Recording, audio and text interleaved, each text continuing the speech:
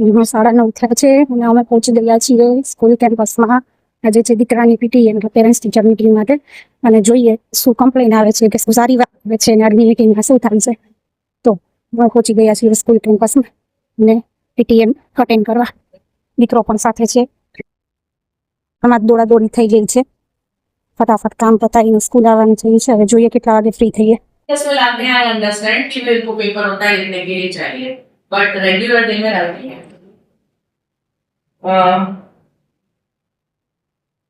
Lunch box finally હવે 11:15 થયા છે. હું ઘરે પહોંચી ગઈ છું. પીટીએમ પૂરી થઈ ગઈ છે.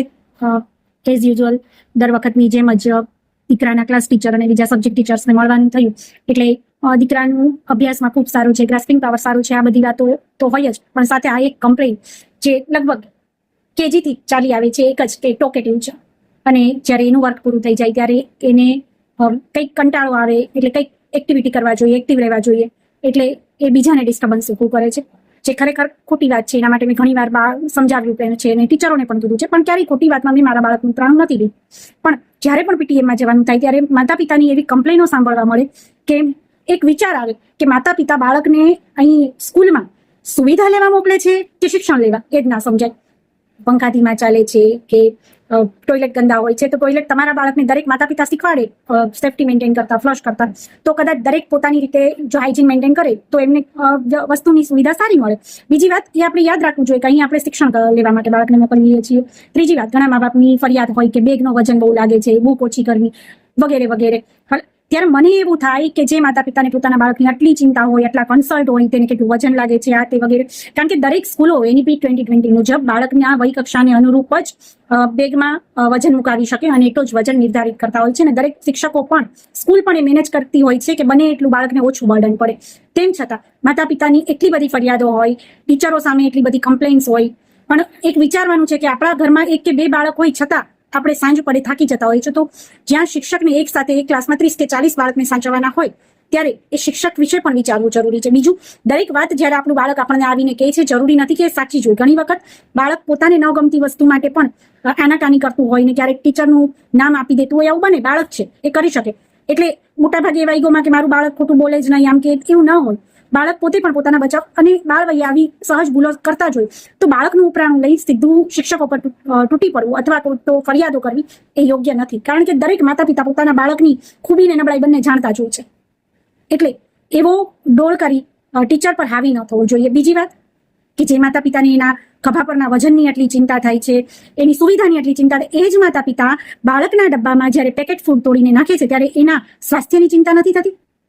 તો ત્યાં ક્યાં જાય છે મા બાપનું કન્સર્ન, મા બાપનો પ્રેમ? વાત એટલી છે કે જ્યારે આપણા પક્ષે હોય ત્યારે આપણી ભૂલ આપણને નથી દેખાતી, પણ બીજાના પક્ષે હોય ત્યારે આપણે ઉત્સુક હોઈએ છીએ એ કમ્પ્લેનો કરવા માટે. તો શિક્ષકની દ્રષ્ટિએ પણ વિચારીને જોવું, એમની જગ્યાએ જઈને જોવું. અને મોટાભાગના પેરેન્ટ્સને મેં શિક્ષક સાથે વાત કરતા જોયા, એટલે ઘણા શિક્ષકો વાલીઓ શિક્ષકને એડવાઇસ આપતા હતા, તમે આમ ભણાવો, તમે આમ કરજો, તમે ઓલું કરજો. મને એ જ નથી ખબર પડતી કે જો આપણે પોતે જ એટલા બધા કેપેબલ હોઈએ તો આપણે આપણા બાળકને સ્કૂલમાં શા માટે મૂકીએ? આપણે ક્યાંય દવા લેવા જઈએ તો ડોક્ટરને નથી કહેતા તમે આ દવા આપજો, તમે આ ઇન્જેક્શન આપજો, તમે આવી રીતે ટ્રીટમેન્ટ કરજો, નથી કહેતા. આપણા ઘરે ફર્નિચર ચાલતું હોય તો કાર્પેન્ટર એની રીતે કામ કરે છે, આપણે નથી કહેતા તમે અહીંયાથી લાકડું કાપો, તમે અહીંયાથી આમ કાપો, નથી કહેતા. પણ શિક્ષકને આપણે બધા સલાહો દેવા જઈએ છીએ કે તમે આમ કરજો. એ એની કાબિલિયતથી જ ત્યાં છે અને તમારા બાળકને ભણાવે છે. તો ગુરુ પર વિશ્વાસ રાખીએ ને ગુરુને માન કરતા આપણા બાળકને શીખવાડીએ. જ્યારે આપણે આપણા બાળક સામે ગુરુ સામે આર્ગ્યુમેન્ટ કરતા હોઈએ, એના શિક્ષકો સામે આર્ગ્યુમેન્ટ કરતા હોઈએ, એ બાળક જુએ છે અને બાળકને જે કહો છો એના કરતા વધુ તમે જે કરો છો એમાંથી એ શીખે છે. અને બીજી વાત, આજે જો બાળક એક બેગનો વજન નહીં ઉચકી શકે તો કાલે જીવનના વજનનું શું થશે? આજે આ નાના નાના સંઘર્ષમાંથી જો બાળક પસાર નહીં થાય, એની જાતે એને ડેવલપ નહીં થવા દઈએ, એને શીખવા નહીં દઈએ, તો આવતીકાલે દુનિયાના કે જીવનના મોટા પ્રશ્નો સામે તે કેમ ટકી શકશે? આજની સૌથી મોટી પ્રોબ્લેમ જ એ છે કે માતા પિતા ઓવર પ્રોટેક્ટિવ, ઓવર કેરિંગ થઈ રહ્યા છે, જે બાળકના વિકાસમાં અવરોધ ઉભો કરે છે. બાળક પોતાની રીતે વિકસી શકતું નથી. જ્યારે શિક્ષકો કહે છે કે બાળકને એની જાતે યાદ રાખવા દો કે એને શું કરવાનું છે, શું ટાઈમ ટેબલ લઈ જવાનું છે, શું પુસ્તકો લઈ જવાના છે, એ પોતે આત્મનિર્ભર બને. પણ માતા પિતાને તો બાળકને ભૂખ લાગે કે ન લાગે પહેલા જ કોળીઓ મૂકી દેવો છે. બાળકને બસમાં મૂકવા આવતી વખતે બાળકની બેગ માતા પિતાએ ઉંચકી હોય છે કેમ કે બાળકને વજન લાગે. અરે ભાઈ, જે બાળકને આજે આ વજન ઉપાડતા નહીં શીખવાડો એ જીવનનો બોજ કેવી રીતે ઉપાડશે? જીવનના પ્રશ્નો સામે ટકી કેવી રીતે શકશે? એટલે આ જ ઘડતર છે અને આ જ ઉંમર છે બાળકના ઘડાવાની. તો જે વાવ્યું હશે એ જ ઉડશે. તો મહેરબાની કરીને તમારા બાળકો પ્રત્યેનું તમારું ઓવર કન્સલ્ટ, ઓવર પેમ્પરિંગ અને ઓવરવેલ્મિંગ બિહેવિયર તમારા બાળકના વિકાસમાં અવરોધ ઉભો કરે છે અને એને વિકસતું અટકાવે છે, એને મજબૂત બનતા અટકાવે છે. તો તમારો પ્રેમ જ એના માટે પાંજરું બની જાય છે અથવા તો એનો અવરોધક અડચણ બની જાય છે. તો વિચારજો કે તમારે તમારા બાળકને પગભર બનાવવું છે, આત્મનિર્ભર ને મજબૂત બનાવવું છે, કે પછી પ્રત્યેક ઉંમરે કે પ્રત્યેક વખતે તમારા પર ડિપેન્ડેન્ટ રહે એવું તમે ઈચ્છો છો. કારણ કે ખરેખર પ્રેમ તો મુક્ત કરે અને પોતાની રીતે વિકસવા માટેનો અવકાશ પૂરો પાડે.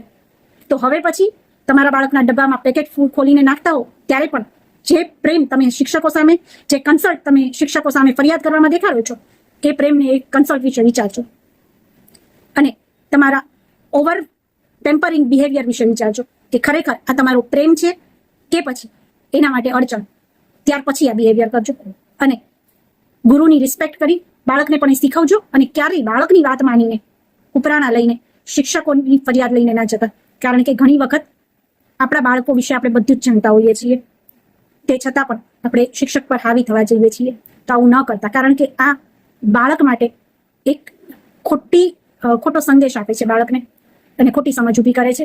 એ બાળક સમજી લે છે કે હું ગમે એટલો ખોટો હોઈશ કે ગમે એવી મારી ભૂલ હશે પણ મારા માતા પિતા મારી પાછળ ઉભા રહેશે અને આજે ભૂલ નાની છે જે કાલે મોટી પણ થઈ શકે. તો દર વખતે બાળકોની ખોટી વાતમાં તેનો ખોટો પક્ષ લેવો એ ખરેખર યોગ્ય પેરેન્ટિંગ નથી. દરેક વખતે વધારે પડતી ચિંતા બતાવી, વધારે પડતી કાળજી લેવી એ પણ પોઝિટિવ પેરેન્ટિંગના નિશાની નથી. ઘણી વખત બાળકની મદદ ન કરીને પણ બાળકની સૌથી મોટી મદદ માતા પિતા કરી શકે છે. વિચારવાનું આપણે છે કે આપણે આપણા બાળકને આ કેવું બનાવવું છે કે ભવિષ્યમાં જીવનના સમસ્યાઓ સામે, જીવનના પ્રોબ્લેમ સામે ટકી રહે, અડીખમ ઊભું રહે એવો ઉછેર આપવો છે કે પછી આજે કરેલી એની વધારે પડતી કાળજી કે એના ઉપરાણા લઈને કરેલી ફરિયાદો એ એને નિર્બળ અને કમજોર બનાવી દે એવું આપણે ઈચ્છીએ છીએ. નક્કી આપણે કરવાનું છે. બાળક માટેનો આપણો પ્રેમ કેવી રીતે દર્શાવવું, તો આટલું ચોક્કસ વિચારજો. અને બીજી વખત શિક્ષકને ફરિયાદ કરતા પહેલા આપણા પોતાના વર્તન અને વ્યવહારને પણ ચકાસી લેવું. વાલી તરીકે આપણે આપણા બાળકને કેટલું પોઝિટિવ વાતાવરણ આપી શકીએ છીએ, કેટલું ખરેખર ખરા અર્થમાં આપણે એનું કન્સલ્ટ કરીએ છીએ. તો આવું જ્યારે આપણે બાળકની ખોટી તરફદારી કરતા હોઈએ ત્યારે વિચારવું, બાળકને અયોગ્ય ફૂડ આપતા હોઈએ ત્યારે વિચારવું, બાળકની સામે અયોગ્ય વર્તન કરતા હોઈએ ત્યારે વિચારવું. આ બધું જ વિચારવું.